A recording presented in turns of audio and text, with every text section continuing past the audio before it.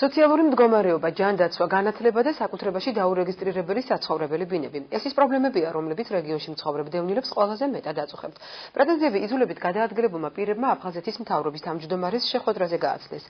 რა პირობა მიიღეს დევნილებმა ვახტანგ ყოლბაიასგან? ზია მართალიშვილი თემის შესახებ.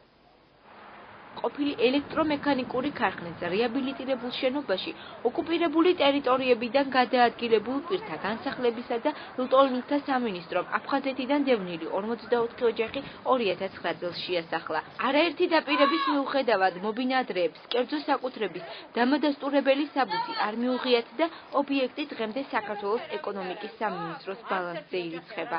გაზიფიკაცია, ეზოს კეთილმოწყობა და გარი განათება. მოსახლეობა ამბობს, რომ საკუთრების პრობლემის გამო მერიის პროგრამებით ვერ სარგებლობენ. დღემდე დაუკანონებელია, რომელიც გვიქმნის პრობლემებს.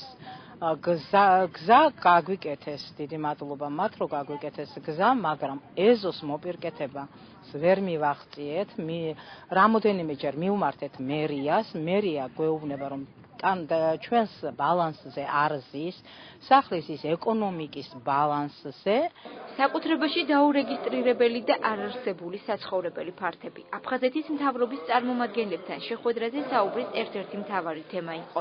დევნილები, რომლებმაც 7000 ლარიანი კომპენსაცია მიიღეს, ამბობენ, რომ ბინებზე ფასების ზრდის გამო 8 წლის წინ საცხოვრებელი ვერ შეიძინეს და დღემდე ქირით ცხოვრობენ. ზაირა წულაია ტელევიზიით ნანახ კადრებს იხსენებს და არ გამორიცხავს გაუსაზრისი პირობების გამო დევნილთა ნაწილმა რუსეთს მიმართოს. დავიღალე ამ ცხოვრებით. ან ცხოვრება აღარ მინდა, ან ამ საქართველოში ყოფნა აღარ მინდა, იმიტომ რომ ჩემი ქართველობით მე ვერაფერი ვერ გავაკეთე. იყო წუხელი, გაჟღერდა ისა და აჩვენეს კადრი.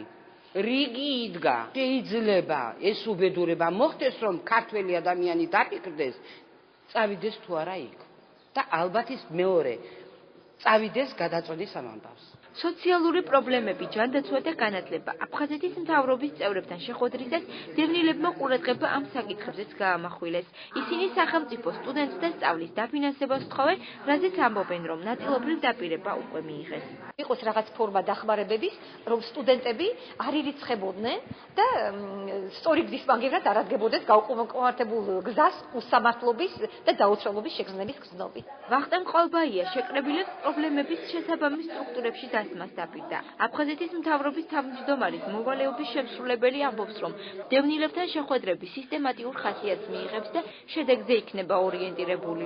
რა თქმა უნდა, ყველაფერს ვერ გავწყვეტებით. რა თქმა უნდა, მიტოვებული პრობლემები მდენად თქვა ტკივნეულია, რომ დღეს და ხვალ შეიძლება ეს ვერ მოხერდეს ამათი გადაწყვეტა, მაგრამ თავარი რომ არის ნება, არის გაწყობა, რომ ჩვენ მაქსიმალურად ვიყოთ ჩართული მათ ცხოვრებაში, მაქსიმალურად ვიყოთ ინფორმირებული მათ პრობლემებზე. შეხვედრა რეგიონში მცხოვრებ დევნილებთან ვახტანგ ყოლბაიამ დღეს პირველად გამართა და მას ბათუმის მერიის წარმომადგენლებიც ესწრებოდნენ.